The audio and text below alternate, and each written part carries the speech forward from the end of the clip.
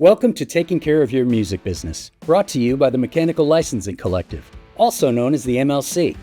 In this podcast, we'll dive deep into the heart of the music industry, exploring how to get paid as a creative, making sure that you're receiving all the royalties you deserve.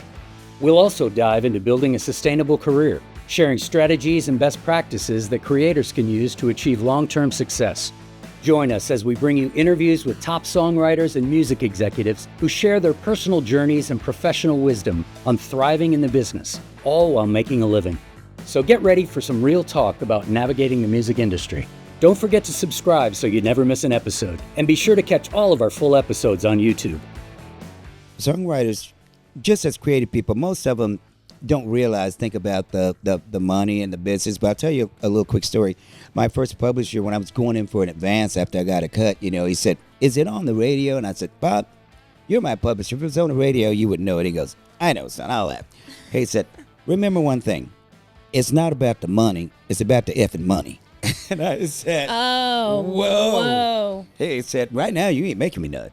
He did give me an advance, but it was half of what I asked for. That you had to pay back. That I had to pay back. Hopefully you could pay back. Oh, yeah, hopefully you can pay back. But, because money drags things down when you're trying to be creative and thinking about it. But unfortunately, it's the only way to live in your life. And I thought, boy, that was harsh. But it was true. He was trying to tell you it's true. You're going to have to make some money to stay in it and do it if you want to do it professionally. What's up, guys? Welcome to Taking Care of Your Music Business, presented by the MLC. I'm Lillian Glanton, and today we have the wonderful Anthony Smith joining us on the podcast. I've known Anthony for several years now. We are both from Alabama, and he is one of the kindest, most hardworking human beings in the music business. Some of the songs he's written includes Tomorrow by Chris Young, What About Now by Lone Star, and several others. Today we talk about the business side of the music industry, what he did when he first moved to Nashville, and his journey from then until now. Let's get into it.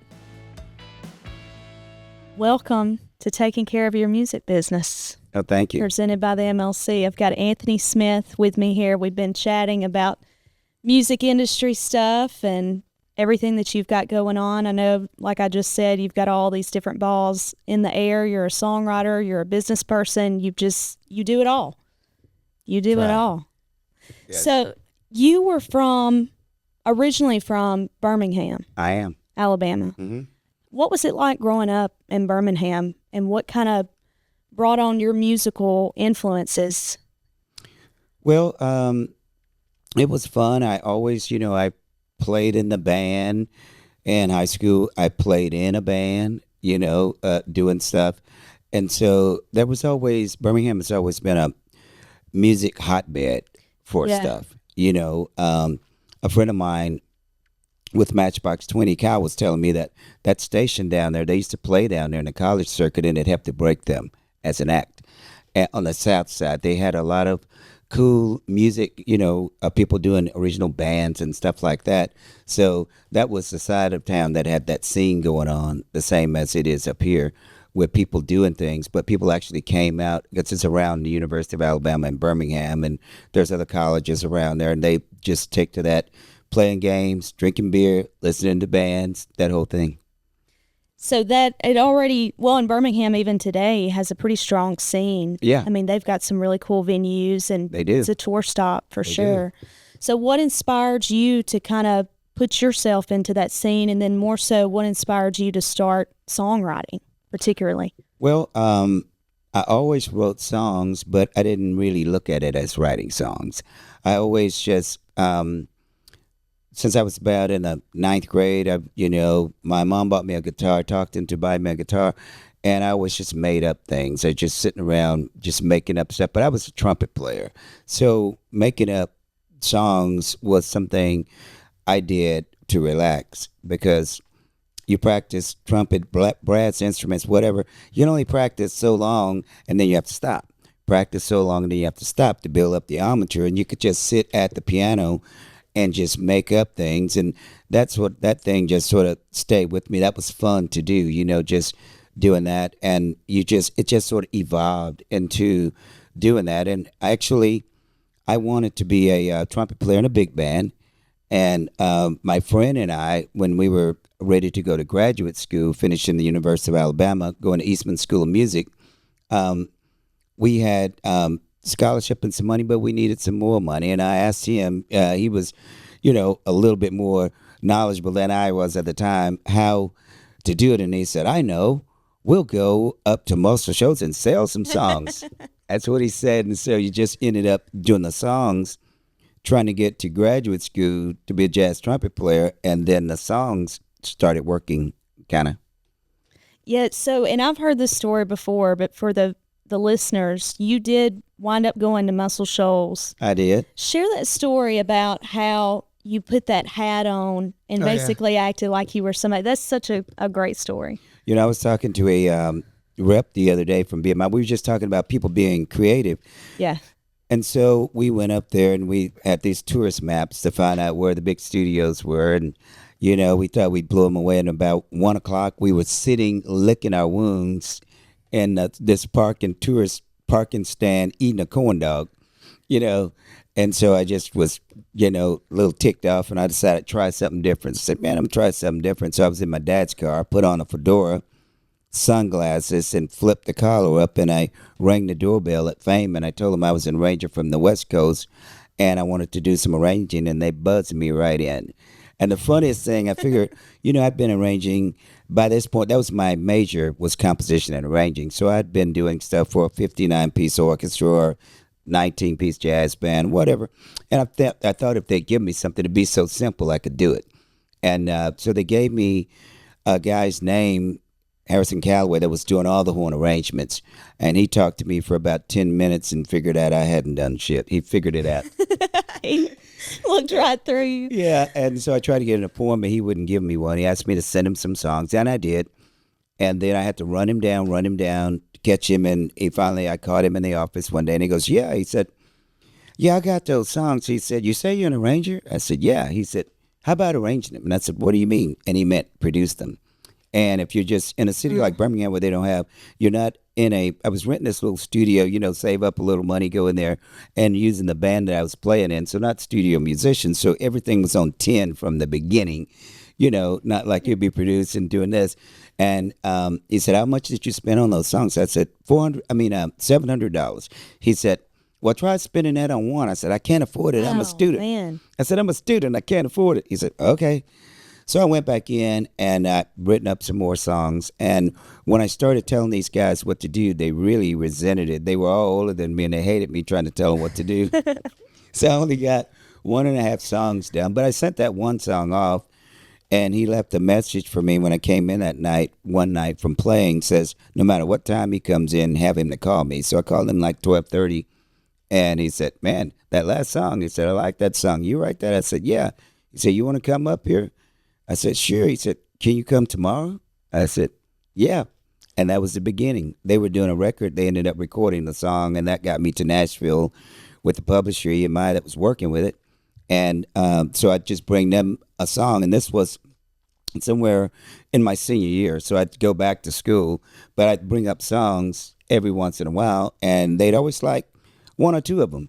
Never the first ones, but they'd like 5 and 6. They give you a little crumble of hope. They always liked them. And my best ones I thought was up front. They never liked those. But the ones, I'd be like, oh, my God, I'm running out, and then they go like, oh, yeah, 6 and 7. I only had 7. Be like 6 and 7. Trying to have That's all I brought. Oh, my God. They like the things I thought were the oddball ones or whatever. But turns out they were just more commercial and seemed like things that they could do things with. So was this country music? This that you was were not writing, country music that I was writing. These were actually kind of pop R&B songs that I was doing. And these guys happened to be doing that kind of record. And so the publisher called me in and he said, hey, listen, if you can do country things as well as you can do that, I think you could make a living. And so I thought about moving or doing whatever. And then I met my first co-writer. I'd never co-written, and the co-writer. And then I just started looking at the genre, and it was like, well, you don't do these kind of songs that you don't know anything about farming and this kind of song, but these kind of country songs, you can do that about as good as anybody, I thought. And I started diving into that and figuring out the ones of music that I'd heard along the way that I really liked. And I go, man, you just write the ones like the ones you've always really liked, from the genre or whatever. Yeah. And that started working. And I was always still intending to go back to graduate school, but I never made it. You never went back. They started getting recorded, and I never made it, And my friend DePiro said to me, boy, aren't you glad that didn't work out? To me. Well, have you ever thought about going back? Oh, no. Like looking back on it now, it's done. Oh, no. It was chapter. the exact right blessed thing to happen to me, but I'd never really was thinking about that, like being a songwriter, for a living. That just never occurred to me that people could do it just because I did it, and I didn't know that you could actually do it, make a living.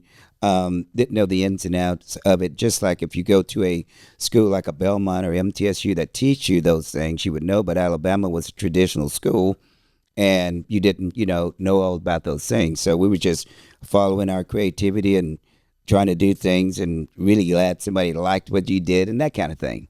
Yeah, and it seems like that's a common theme on the show when our other couple of guests that we've had. It's like they didn't know that you could make money as a songwriter.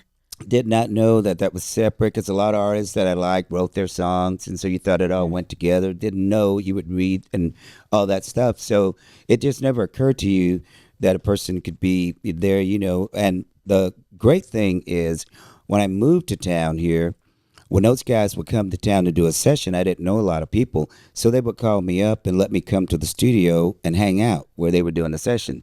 So I'd take the day off, I'd go and I'd just sit in there and go, hey, man, these guys, so I could be able to go, oh, yeah.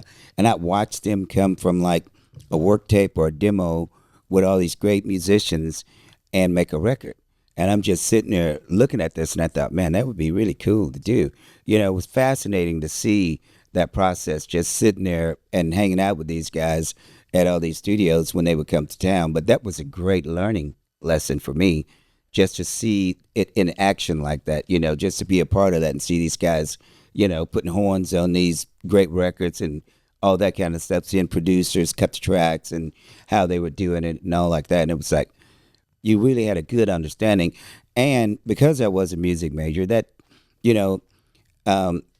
I could translate that to, what I was doing. I understood the number system, the chords. Which a lot of people don't have that foundation. Yeah, they had it. So you knew what a 2 was in this key. You knew what that was. And you knew that the number system, they just put it in any key. And then the 2 minor in whatever key you were in was going to be this chord or this chord. So you could understand that. And when I got my publishing deal and started doing sessions, they would always make me drive the train. They would always go, Antoine, drive the train, because I could communicate with the musicians and they could play anything. Yeah. But it helps to be able to say what you're trying to get them to do, and they love that when you can tell them what to do. And so that was it turned out to be pretty good, actually. So you moved to town. Are you making money with your songs at this point when you get to Nashville, or what was your first job? Not really. I was working part-time for a cigarette company, and as a part-time person, you kind of went into the office, picked out one of the jobs, and went to it, and you could be flexible. It was made around. I had done this a little in college. It was made for, you could pick them out, you could go to school, you could do it at certain times. So sometimes I would write, and I would go to a store and set up their displays. It might be. So you were kind of like a sales rep, or just going to different you were the locations? Helper for the sales rep. Oh, okay. They'd sell this program, and then as part-time people would go build the displays, buy this many cigarettes, get the mug, buy this, get that. So we'd go in, have the supplies, build the displays, and you could go at 4, you could go at 10 in the morning. And, because you were going to get in a corner and be out of the way, build it up and do it, and then set them out. So the flexibility of it was pretty cool. That allowed me to do that, So I wasn't making money yet as a songwriter, and but I was getting some songs, recorded. There was movement going on with that, and I also got to come down to Muscle shows and write out horn parts for some of the sessions. We became good friends, Harris and I would go to his house while he was in the studio, and he would play a track, and I would sit there and I would write out the horn parts for them. And then he would come back and he'd look over and he goes, "Oh, that's pretty cool. I think this could be different. That's pretty cool."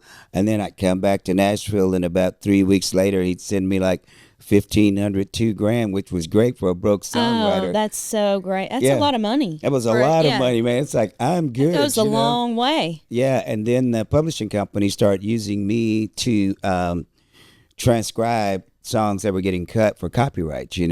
One day they had somebody that was doing it, and the company got sold, and they were charging them too much money, so they sent for College Boy. They go, "Is College Boy here?" So they go, "Can you do this?" And I go, "Yeah, I can do this." And they said, "We don't want to pay any more than $350 per song." And I go, "No problem. No problem. No problem." I get up on Saturday mornings, put headphones on, have a bowl of cereal, turn the cartoons on, and sit at the piano and write it out. So that was a good thing, too. The skill set came in handy, which I didn't think of. At first, I actually wished I hadn't gone to college when I first got up here, because I thought, man, I wish I would have just come straight up here and got in line. And It might have been a waste of time. Yeah, started getting in line and knowing people and networking. I thought, man, you should have, you're behind. You should have done that. But as it turns out, it actually became the skill set that was really pivotal in feeding me. It was really, important to have. So it turned out to be a great thing, actually. Yeah, that's great. Which you've had so many successes. I want to talk about this song partially because it's one of my favorite songs of all time. It was "What About Now" by Lone Star. Yeah. What was that day like when you wrote it? Did you know that it was going to be a hit? Not really. I felt really good when we got it done. But the funny thing of that is I had bought, because I'm really a piano player. I play guitar sometimes. But piano, unless you have a drum beat or something like that, it's really hard to write an up-tempo song. So I had bought this keyboard over the holidays that went on sale, and this thing they were pretty expensive, they were like $3,000 or something, and they were putting them on sale. This guy was leaving the music thing, so he called up everybody that had been shopping and go, "Hey, if you want anything, I'll give you this for this amount of money. I'll give you this." They was deep discounting them, and I bought it, but I still couldn't. I was just figuring out how to work the drum machine, so I took it in to our session, and the guys were sitting around listening, and I'm going like, "Man, after I get this going, it's gonna be great. You're gonna love it, So it took me about an hour to get the beat going, get to make a beat, and then when we did that, I started playing these chords, and all of a sudden everybody started getting excited, and we started writing these songs, and writing that song, and it just sort of flowed. Aaron Barker had some ideas of a partial lyric that he had was trying to write for some car commercial in Texas. And so he said, "I think some of these may fit." So we had like the first 2 or 3 lines, and then it just took off, and we just kept writing it, and it felt great. And I think the very next day I had a demo session. So I asked him when we finished, I go, "Hey guys, I got a session tomorrow. I could put this on there and kick something off." And they go, I vote demo. So we did it. And when we were doing it, one of my co-writers, didn't like the syncopated chorus thing, bouncing around like that. But the other one had hits, and he says, "I like it." And so I'm in the studio, and they're like, "Hey, drive the train." So I'm sitting there. They're back there drinking beer, talking to girls. And I'm sitting there going, I want to be drinking beer, talking to girls. But I'm sitting there. I kept turning around and go, "Are you guys cool with this?" Because I really rocked it up. And they were looking at each other like, "Yeah, it's cool." But I could tell they were unsure. "Yeah, it's cool. Yeah. Yeah, it's cool." And as a matter of fact, when we pitched it to Lone Star, they weren't really doing that yet. They hadn't become that progressive. So we made this, we had been, I'd met Richie and Ron, we had been writing with him. We make this tape, Ron's son makes it, this CD to give them. And he goes, "Hey man, I put the good ones up front." And he said, "Dad, can I put a few of my ideas on there?" And he goes, "Yeah." He said, "I want him to learn. He can't hurt us. I put the good one up front." And that was the last song on the CD. Wow, That was the very last one. And his dad said, "You can't hurt us, man. We've already put the hits up front." And that was the one. Holy, that was what the a one. story. Yeah. And they called, and Richie was like nuts about it. And this, that, and the other. And when it got ready to, on the day they were recording, funny thing about the industry is if you're on the inside, you know exactly when they're recording, whatever the date is. If not, then you're looking at a pitch sheet thinking, man, are they still cutting? Are they still looking? Well, so the pitch sheet, when you go into a session now, you're probably, your mindset is, oh, so-and-so's recording a record. Does it have that on the pitch sheet when they're recording? Well, now, you know, you can see those things, but you also have a lot of relationships to where you are writing a lot with artists. Okay. And you know when they're doing it, and you can still not get it, but you do have a better sense of what's going on and all the information. You're not just going by pitch sheet. You know, everybody that's deep in it will have information about what's going on, or are they still looking, and all these kinds of things. But, you know, when they call me on the day they were doing it, I was in my office in Off-Broadway Shoes writing. And by then, I'd already had, you know, big hit with Clay Walker, some other hits. You know, I'd already had hits going on. So I had an office, and they called up, and Richie says, I got bad news and good news. Which one do you want first? And I said, well, give me the bad news. He said, well, the label found another song with About Now in the title, and they kicked yours off. So I sank in my chair. It's like, oh, my God. I said, I'm trying to like you here, buddy. What's the good news? He said, me and Dan Huff went to him and told him we'd rather cut yours. Do you want to come over and hear us track it? We're going to start in 15 minutes. So I looked at my co-writers. I go, hey, guys, this session's over. And I went, and sure enough, you know, they cut it. And, you know, it sounded great, but they didn't have any of the overdubs, just a basic track. You know, I'm going like, man, I think mine had more fire. I'm thinking about them, blessed into it, you know. And then they put it out, you know, it took off. It just went great. But it sat behind I Hope You Dance for 4 weeks. And I was thinking it's not going to get there, you know. And then it went in for number one for another 4 weeks and 5 on one chart. And then it came 2. But I didn't think, you know, 4 weeks is a long time. They don't sit behind a song and do that. But they did it, man. And then it drilled in there for another entire month. So it was a wild story, and it was great, you know. That's so great. What year was that? 2000, I think. Okay. Somewhere in there, 2001, something like that. How did it feel to achieve your first number one hit? Do you remember that feeling? Well, you know, it was great, and I think that what that, because I'd had some other hits, but what you learn was songwriters always never really feel worthy in the beginning. Yeah. And when I was at, what was your first number one? Well, Watch This went number one on one of the charts and not the other one, but this one went across the board. Okay, yeah. This and was the biggest one at the time. It was, you know, it just went right, just stayed there. So it was everywhere. You know, every time you turn your car on, there it was. It's all over the place. Yeah, it was all over the place. And I went at this number one party, and a producer, the label, they were saying, hey, man, congratulations. And I was saying, oh, man, you know, we just wrote a song. And one of the guys says, hey, you need to learn 2 words. I said, what's that? He goes, you've got the number one song in the country for the last 4 weeks. You need to learn thank you. And I felt like unworthy to say that, but he was right. You have to learn how to say thank you, man, you know, because it got there through all the stuff.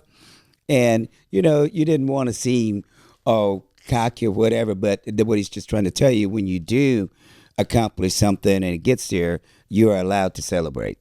And that's what we have to go from, you know, not deserving to when it gets there, you actually achieve it, you're allowed to celebrate. That was great.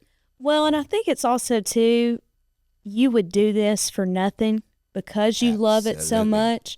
So then when it is a success and somebody is trying to pay you for it on the money side, it's like, oh, this feels weird, because you would do it without getting paid a dime. Right. And I tell people all the time, it's like, if really think about what you're doing, because if you're here and you've come in this thing, whatever, really try to learn as much as you can so that you can do it the best way that you can, because you're going to do it because you're doing it for free, and you would do it for free. So really try to pay attention and figure out how you can help your career, how you can do things, you know, because you're going to do it. You might as well try to really learn how to do it and really learn the ins and out of the business. And it's a very complicated business, you know, because it's very gray. Most people come from business, it's black and white, but the music industry is very gray with things that could happen, might happen, sounds like the truth, but not really the truth, can be hard to get to the bottom of things if you're not really connected to the thing or somebody that's connected to it. Yeah, and I think taking it seriously from the start is really what kind of draws the line between the person who's doing it and then the person who's really doing it and making it a success. you because there's no rules. You could write. Yeah, there's no playbook. There's no playbook. You might. The great Harlan Howard, he never wrote past 11. He wrote 7 to 11, then went to bars. He said, I met all my wives in bars. They were bartenders. And some people would write, twice a day, 3 times. You could see any number of things, and you have to figure out what's your rhythm. Like, how many songs can I write or how much can I write before I don't like what I'm writing? I'm not productive. And whenever I felt like I was slipping and it was just writing a song, but it had nothing really going for it. I wasn't, there. I would change over to, say, studio mode and go start demoing things and doing other things. I would do something else, get away from just writing, go in and be creative in the studio. And then, so that was a different deal. And then you pick up some more ideas and you can write, but you have to get your own pattern of, do you write twice a day? Do you write once a day? How much do you write before your writing starts going downhill and you're not excited about anything you're writing? Once you hit a level of a mark, you don't know how to duplicate it all the time, or we would all just be phoning it in from Maui. But you just know that, I'm not excited. We're not really hitting that mark. And so I would go do something else, like go build some tracks, go in the studio and cut some sessions, just go do something else other than writing. Yeah, that's good. I mean, if you wake up one morning and you're just not feeling it, just don't do it for a day and then come back to it. Yeah. The hard thing is, like, there are times when you can wake up and really not be feeling it, and go and have a great session, and still go have a great session. But if I have when do you know when it's time to step away? If I have a row of those, not just one day, but if I look over what I've been doing for the last 2 weeks, 3 weeks, a month, and I don't want to demo any of this. I don't like it, or nobody else is excited about it, or, because we're all writing way too many songs and we're picking songs, and your co-writers are a good indication too. Their publishers, they're not picking any of the songs you guys are writing. They're picking these songs and you're not even picking any of these things. So, you're pulling from this other pile. And when it gets to be like that, I think that's when you can tell that you're having diminishing returns and you need to fill the well back up. You just need to go do other things. And some people would fish and do whatever. And, I was never into that very much. So I love the studio. I would just turn to making music and then didn't have to think about creating a song. I had to think about creating the track and think about how to create the different things, And my publisher one used to tell me, boy, nobody can polish up a turd like Anthony. That's a great compliment. Just kidding. But, I'd go in the studio and just figure out, okay, these that we love, let's figure out how to make them sound like hits. And that would be a different set of creativity, but you don't have to think of the lyric, it's already written. So you got to do is control this environment with these great musicians that you're producing. And you get another high out of that one, which turns around and feed this high, because now you want to do this again. And now you've gotten out of that rut. It's hard to realize sometimes when you're in a rut. That's the hardest thing ever. That's difficult. It's very difficult, and you look up and suddenly you were on track, and now you're running parallel with the music industry, I call it, because everything else is working over here, and you're over here grinding away, but it's just not working. And so you have to go through the things of, why is nothing working? Is it, before we were always writing with artists, when I had a demo session, I would use a certain singer, and if I didn't get anything recorded with that demo singer after, say, 5 songs, I wouldn't use him anymore.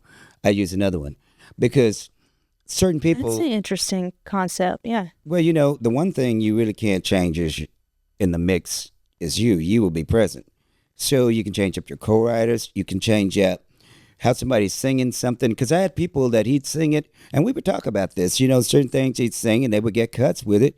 And you would go, it's one thing if you're not getting cuts at all, but if you're getting cuts, some people don't feel what you do. Syncopated rhythms say maybe they don't pull them off as good as somebody else that makes it sound easy. And this guy's just not quite hooking it, and you can beat around and get it. But this guy's gives it to you great the first time, so you get two or three of those tracks, which were great, great, and great. You can comp and have a wonderful thing. And people, you almost know immediately when you get it done, because people will start responding from the time the musicians cut it to the time the vocals are done. People just start responding to that sound. And they don't have to say anything, but they just start telling you, it starts drawing attention to it, and you can, and it usually carries on if it does that.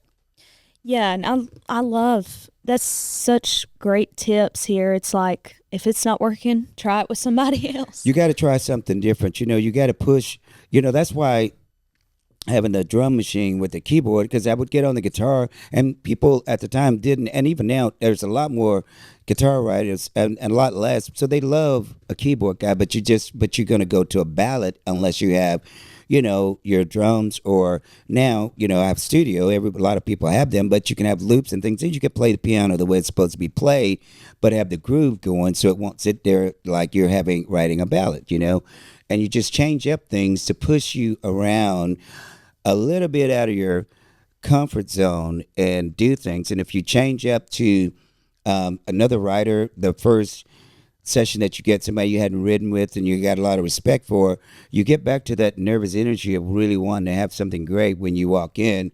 So it brings you back to there, as opposed to you've gotten real comfortable with your buddies. And if you get there and go like, hey man, it ain't really happening, let's go get a beer. And sometimes you do that. Mm-hmm. But if you're doing that a lot, you got to be switching it around. Yeah, if you work done, yes, because really, sometimes you'll go get a beer, you come back and actually write a great song. But the mission, just as long, the mission is in your head, it has to be inspired, and you have to really stay focused on it. Who inspires you, artist wise, or who were you listening to as a kid that really influenced you? Well, there were so many different things. I listened across a lot of genres. I loved bands at the time, like a Chicago, or then I loved a Stevie Wonder. I loved different things because I was still a horn player. So I loved anything with the horn in it, Yeah, I'm still hanging on to that trumpet. And so, but then, you would hear something great, like an out of the blue George Jones. You go like, who's this dude singing, barely opening his mouth and killing it, Yeah. Kenny Rogers, you would hear those kind of things, all these crossover people, and then that took you on to your Clay Walkers and, on into your Chris Youngs and Big and Rich, and it just watching that, there was always somebody doing something great that you would latch on to, that you would hear, and it would be really refreshing to hear. And then you would just go and check them out and really get over there and dig around, and it's amazing how much some of that is really related. In the different ways, like a lot of my melodies would be syncopated melodies. They could actually be jazz trumpet melodies. And some singers can do it and some can't. And when you find one that could, you would gravitate towards that, Yeah. And it would be, okay, yeah, because they would make it seem easy. And some people could, and I call those downbeat singers, they can't feel it when it's going like that. And you would learn, and that came true in producing as well. You learned that this doesn't fit that guy. We're going to have to do this kind of thing. But there was so much, every time I would hear any song that made me feel great, I would go back and listen to it. And I used to do that. I still do that on the way to the studio. I've already listened to it. I've already kind of figured out what I want to do. And there's at a minimum, and then add in what they do. But at a minimum, I've got a plan. So I just play things. They may be things from today. They may be things from 10 years ago. They may be things 5. They may just favorite songs. I just go to my list and just hit some favorite songs that make you feel good, and I would have that feeling like I wish I had done that. Yeah, and then when I go in the studio, for sure. I try to go get that feeling from what I'm doing. Like I want this to be like somebody wish they had done it. I want this to make me feel like that song made me feel. And I try to do that. I try to capture Great that. way to look at it, Anthony. That really is. Yeah, I try I've to never capture heard that before. Yeah. Yeah, just like this makes me feel great. And I'm going down the street and I'm listening and I'm going like, yeah, this makes me feel great, man. I'm fired up and I'll pull up and I go in there and then we start tracking and I go, I want to feel great. I want to feel great. Let's do things. Let's experiment. Let's do this. Like you got to leave out here feeling great. You got to do it in 3 hours for 5 songs. Since you ain't got a lot of time to feel great, that helps. But you Get in just while want you to. can. You ain't got a lot of time. So you already got it mapped out, and you can do that. But you try to get that feeling that you love, and try to hit that at least in. You aim for it in all of them, but you'll have one or two, three that out of the 5 that are the better ones. So you're going to take a little bit more time on those, and sometimes one of the other ones can fool you too. But you're really go at it like I really need to nail this one, and I really need to nail that one, and get it that way. Because if it did, when you played it for people, they felt the same way, and they start talking about it immediately, and somebody would grab That's it, somebody what you would do want. something. It started moving, came to the top of the list that they would pitch and things like that. If you felt it, what I learned for me, if I felt it, other people felt it. And if I didn't, they usually didn't, and it was just one of those things. It goes like, and what I translated that to is, if you can't stand to listen to your own song over and over, how you figure it's going to turn into a hit? Who else is going to listen Over to it and if over. you can't? If yeah. you can't put it on repeat. When you're going home or you're driving, you would go through things and you would hit this one and you just rewind. You hit this one, you rewind, and you've noticed you've listened to it all of a sudden 6 times in a row because you liked it. And you just don't do that with everyone. You don't do that with the ones you don't like. You go, and that sort of started to be like, you know what, man? The ones you get stuck on and listen to are the ones that are jumping over there. And it just had a weird thing about it that it was great, and you can't BS yourself. So when you hear one, it's just like, nah, it's okay. It's good. Really tried to make it great. Just didn't hit the bar. Just move on. Do you still enjoy playing your hits out at like songwriters festivals or a corporate gig even years later? Yeah, they're fun. I actually play out more now than I ever have. I never really played out much. I never really cared to do that. I always like I said, I was a studio rat. And I always had gear. I always bought stuff from the beginning, and But you're a great singer and a great performer. but I just never cared for that. well. I used to like I'm a good singer and I'm an okay performer, but when I like great guys that can come in there like Chris Young, they've changed it. You just go, yeah. Now that's the way that ought to be That right guy's there. got it. I need to be doing this. He needs to be doing that. And it was just that became a part that I just really loved. I really loved writing. I really loved working with a person that was really great, because then you could really expand, because you could do things with this singer that you can't do with that singer.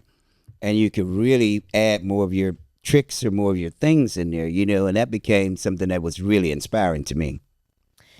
What are some key takeaways that you could share about the importance of understanding the financial side of the music industry?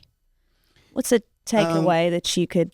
Well, what I can say about understanding it, which you usually can't do and don't do very well until you actually make money. Yeah. Because that's why people will come and just do it for free, because they haven't made any money, so they're just doing whatever they can. But when you do make money, and if you're fortunate, and you have an advisor or a banker, somebody that will talk to you and explain, you should listen to them and do things. And I have a person that I've worked with for 25 years, and we went to lunch. I was working with this other banker at Bank of America. She left, and the president of Bank of America, the state of Tennessee, called up and he said, "We got a girl that's going to take you to lunch, and she's going to talk to you."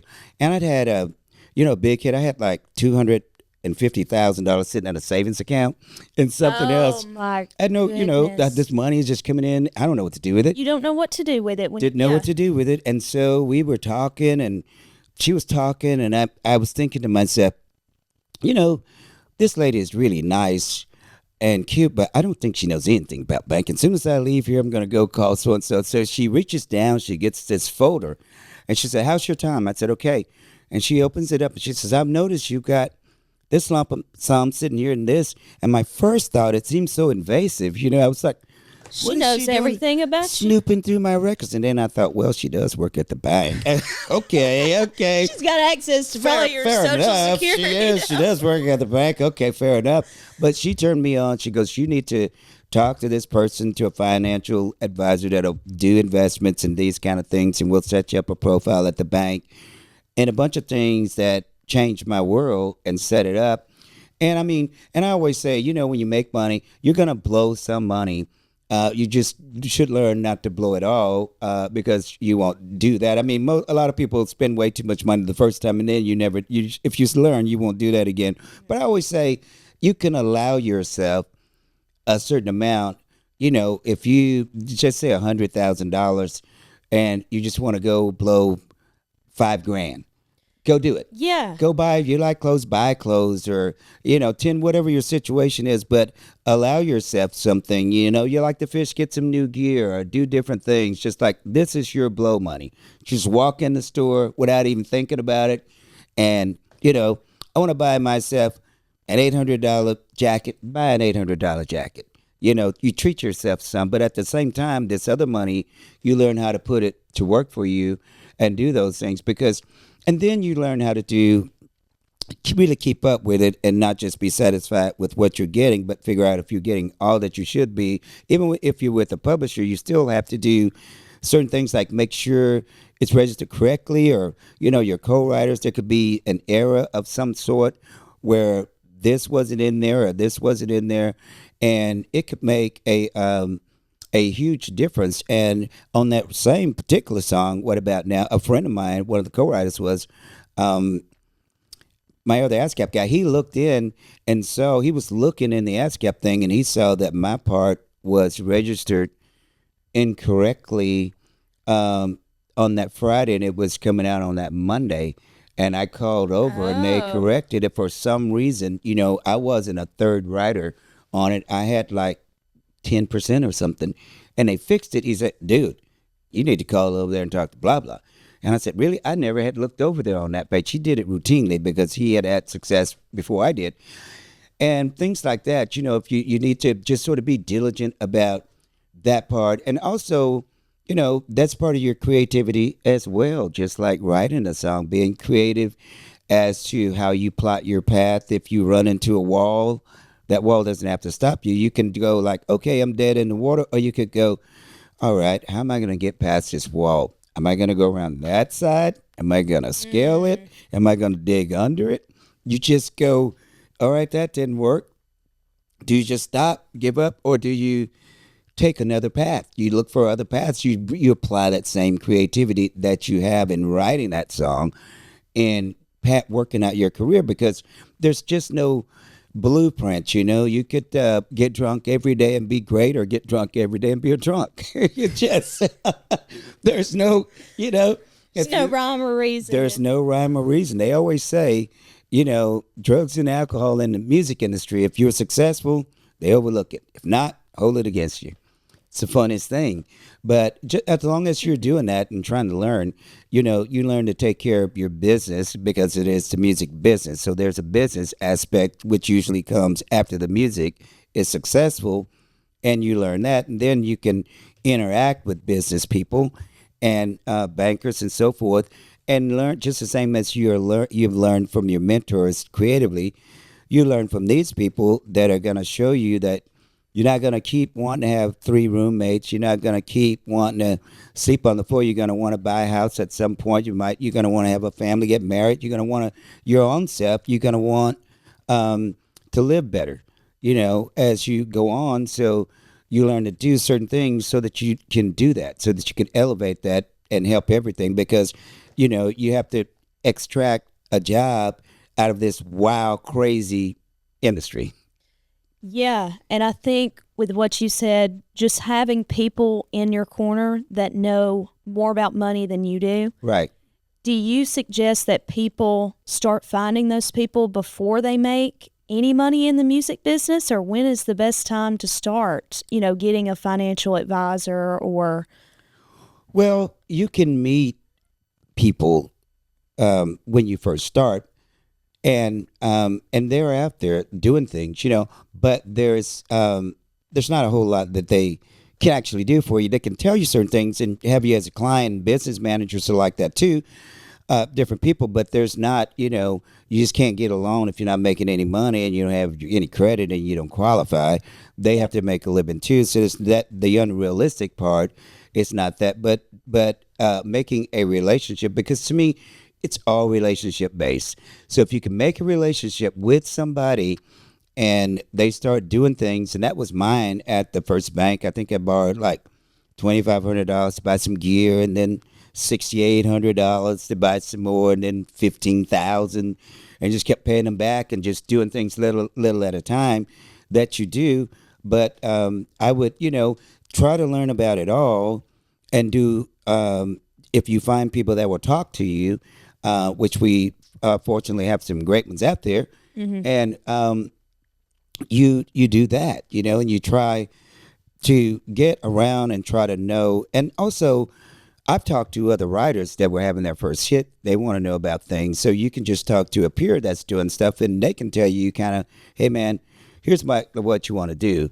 And then, you need to go see this person or do this or want, because, smart people, they were going to be asking questions, and always be curious about how to achieve things. Be curious and talk to people that have achieved them, and talk to the people that are, living a life that you like, and how did they do that? You can learn a lot, but yeah. That's great advice. I got one more question for you. How has the MLC positively impacted you as a songwriter? Well, I'm on the board of the Songwriter Association, so we were around helping to put the whole thing together, and they have collected a lot of money, which was falling in between the cracks. They were very much needed. Some agency was needed, and there was a few things thrown in there when it seemed to be this, that, and the other, but this particular one was the right fit, that did the right thing when it was put together. And they have gone out and positively made monies, especially collected monies, especially in the digital era, where there's money for streams or for owning masters. There's money out there that you didn't know you had. And they can go after things and getting this out of labels, because there's, they will say, hey, we were willing to pay. We just didn't know where to pay you, where to find you. They've gone and say, okay, we'll find them. We'll take that money and distribute it. And they have done an excellent job at doing that, which allows more creative people to make a living, to get paid for their work, and to be encouraged. That's the whole thing. You keep, because it's always a business where, you get in it, then you start running, and then you're a veteran doing things.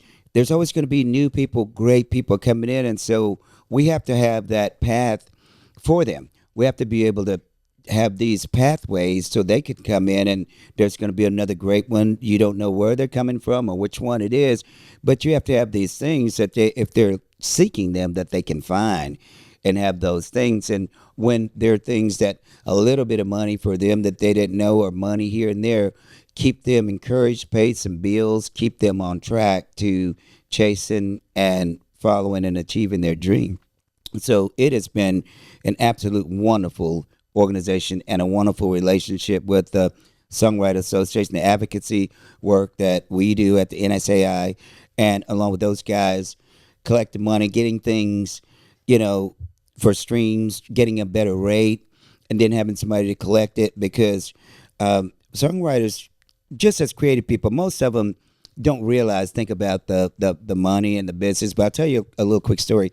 My first publisher, when I was going in for an advance after I got a cut, he said, is it on the radio? And I said, Bob, you're my publisher. If it was on the radio, you would know it. He goes, I know, son, I'll laugh. He said, remember one thing. It's not about the money. It's about the effing money. And I said, oh, whoa. He said, right now you ain't making me nut. He did give me an advance, but it was half of what I asked for. That you had to pay back. That I had to pay back. Hopefully you could pay back. Oh, yeah, hopefully you could pay back. But, because money drags things down when you're trying to be creative and thinking about it. But unfortunately, it's the only way to live in your life. And I thought, boy, that was harsh, but it was true. He was trying to tell you it's true. Like you're going to have to make some money to stay in it and do it if you want to do it professionally and make a living at it. You're going to have to get to it some way, one way or the other at some point, or else maybe this may have to be a hobby for you. But they were really saying, if you want to do this, there's really only one game in town and you have to win. That's it. So definitely, it's not about the money. It's about the effing money. It's about the effing money. I couldn't believe it. I couldn't believe he would say something like that. I thought, God, that's mean. I can't believe he said that. It's like, God, this man is songwriter trying to pay my bills I'm with just trying to get here, straggly man, advance. I'm giving you all my publishing and just, and I'm just like, I thought that was harsh, but he was right. As you see it and as it goes on, he was right, and they're telling you things and you're either going to gravitate towards that side and start learning and, it might not make sense then when you make money, it starts making sense to you why you should do things a certain way and why you should seek that and so that you can live and so that you can be okay and not, make a lot of money and then 5 years later you can't afford the house. Things like that. Yeah, you don't have to let the money part consume you, but Right. you constantly need to keep it in the back of your mind and be thinking about it when you're making decisions. When you're making decisions, you make decisions about it, and then you forget about that, and then you go and be creative. But when you do have it and it's time to make that, it's not like you have to think about it all the time. It's not like you have to think about it all day. But when it's time to do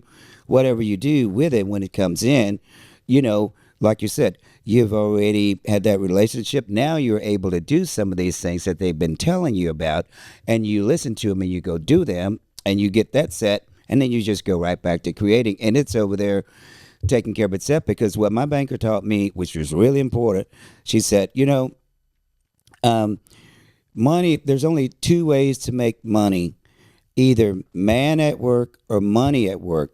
And money works 24/7. You can never work as hard as your money.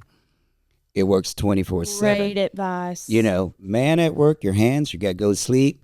You go out there, you do what you do. Your job, that's going to make money.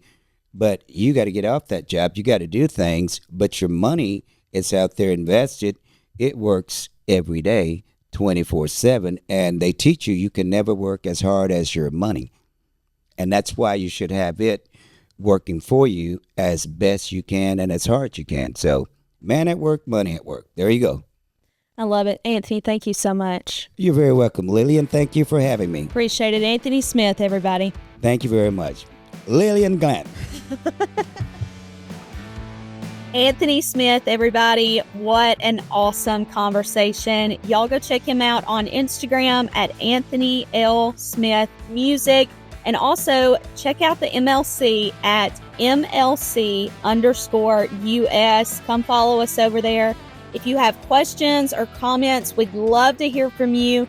Send us an email to our podcast hotline at podcast@themlc.com. We'll see you guys back here for our next episode. Bye.